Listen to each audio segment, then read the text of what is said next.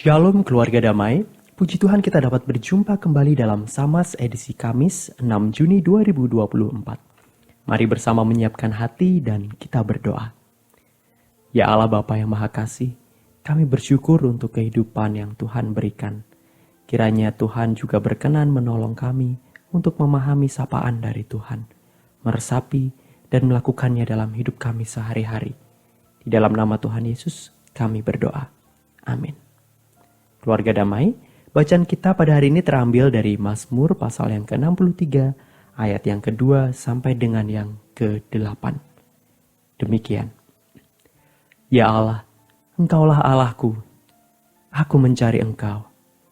Jiwaku haus kepadamu, tubuhku rindu kepadamu, seperti tanah yang kering dan tandus, tiada berair. Demikianlah aku memandang kepadamu di tempat kudus, sambil melihat kekuatanmu dan kemuliaanmu.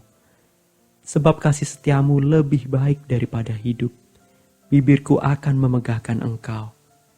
Demikianlah aku mau memuji Engkau seumur hidupku, dan menaikkan tanganku demi namamu. Seperti dengan lemak dan sumsum, jiwaku dikenyangkan, dan dengan bibir yang bersorak-sorai, mulutku memuji-muji. Apabila aku ingat kepadamu di tempat tidurku, merenungkan Engkau sepanjang kawal malam, sungguh Engkau telah menjadi pertolonganku, dan dalam naungan sayapmu aku bersorak-sorai. Keluarga damai, tema Samas kita pada hari ini adalah Sabat untuk berhenti dan memulai. Kata orang, kita mesti tahu kapan harus mulai, dan kapan juga harus berhenti. Kita pasti pernah memulai sesuatu.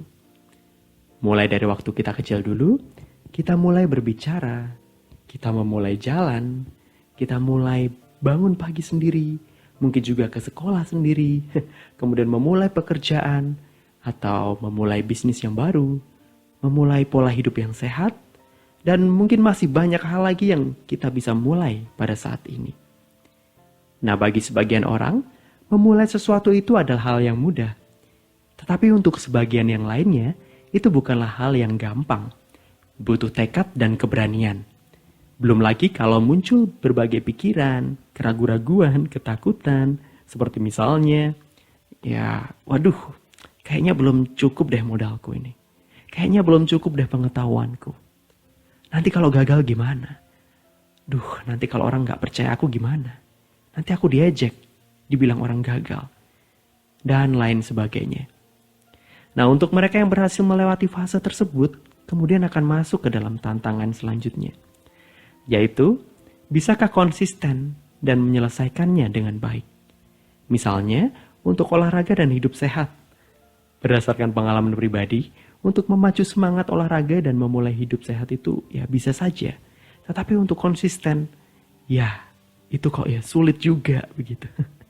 Akhirnya tertunda lagi dan harus mulai dari awal lagi. Keluarga damai, ada juga orang-orang yang memulai sesuatu dan kemudian secara konsisten dan penuh sukacita mengerjakannya, dan hasilnya mereka bisa selesai dengan baik. Bahkan ada juga yang kemudian sampai kesulitan untuk berhenti dari hal-hal tersebut. Mereka jadi seperti kecanduan. Misalnya dalam dunia pekerjaan, kita menyebutnya dengan workaholic, yaitu sebuah istilah untuk menggambarkan seseorang yang gila kerja atau mementingkan pekerjaannya secara berlebihan hingga mengesampingkan aspek kehidupan yang lainnya. Ada juga yang kecanduan dengan hobi, kecanduan bermain game, atau bermain dengan media sosial. Mereka seperti menemukan kesenangan dan kebahagiaan di sana, di dalam setiap hal yang dikerjakan tersebut. Karena senang, selalu ada dorongan untuk melakukan itu terus-menerus, hingga terkadang tidak menyadari bahwa hal itu juga menyita waktu, mengancam kesehatan fisik, bahkan juga mengancam kesehatan mental mereka juga. Nah, keluarga damai, hari Sabat sebagai hari istirahat merupakan waktu untuk berhenti. Sabat juga jadi waktu berhenti untuk melakukan rutinitas tersebut. Ini baik untuk menenangkan pikiran dan mengistirahatkan fisik. Waktu berhenti sekaligus juga untuk mensyukuri setiap pencapaian, serta bersukacita untuk setiap keberhasilan. bernyanyi memuji Tuhan untuk kebaikannya, mengingat bahwa Tuhanlah yang menghadirkan syukur bagi kita untuk setiap keberhasilan yang kita raih. Nah, waktu Sabat juga memberi kita kesempatan untuk membangun relasi dengan orang-orang terdekat.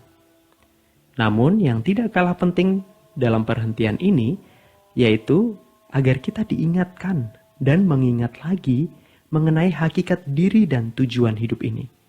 Jika kita memberi waktu untuk Tuhan, pergi ke gereja, maka dalam ibadah, kita diajak untuk mengingat diri sebagai umat Tuhan, sebagai orang yang tidak luput dari kesalahan, dan mengingatkan kita untuk tidak terus terbawa arus dunia maupun ambisi pribadi. Sebaliknya, kita diajak untuk terus mengingat Tuhan dan menghadirkan berkat serta kemuliaan Tuhan dalam kehidupan ini. Dan itulah yang menjadi tujuan kita. Dengan demikian, Sabat adalah perhentian yang meluruskan. Tentu saja, tidak semua orang berhasil ketika mereka memulai sesuatu.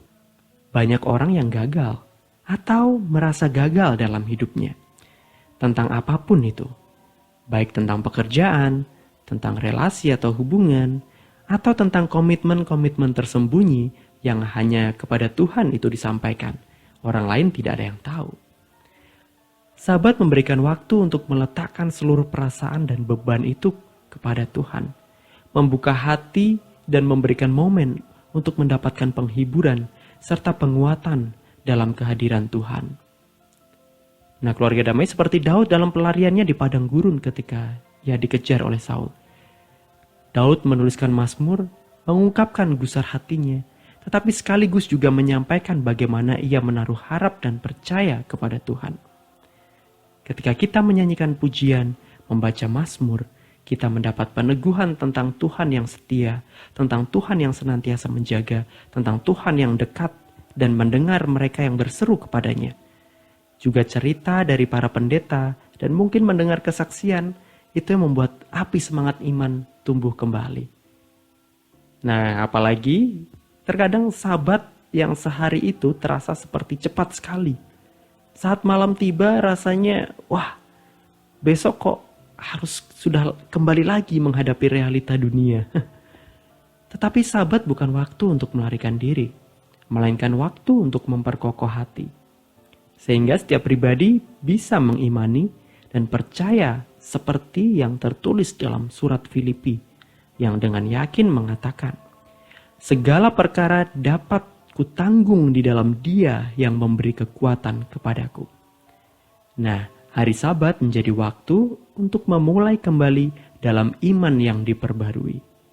Keluarga damai, kiranya dalam kerinduan kepada Tuhan, kita pun dapat bijak dalam mengambil waktu untuk memulai sesuatu dan memberi waktu untuk berhenti. Selamat menikmati setiap momen Sabat yang Tuhan beri. Kiranya waktu perhentian itu membuat kita mampu untuk memulai hingga terus menghadirkan pujian bagi Tuhan dalam tiap hari-hari yang lainnya. Mari kita berdoa. Tuhan, kami bersyukur memiliki Tuhan yang selalu setia dalam sukacita maupun dalam setiap pergumulan kami. Tumbuhkanlah dalam hati kami kerinduan untuk selalu merasakan kehadiran Tuhan, serta mendengarkan sapaan Tuhan di dalam waktu Sabat yang Tuhan beri, sehingga kami bisa terus mulai berkarya dengan sukacita dan penuh percaya. Di dalam nama Tuhan Yesus kami berdoa. Amin. Keluarga damai, demikian Samas kita pada hari ini. Selamat mensyukuri hari yang Tuhan beri. Tuhan memberkati.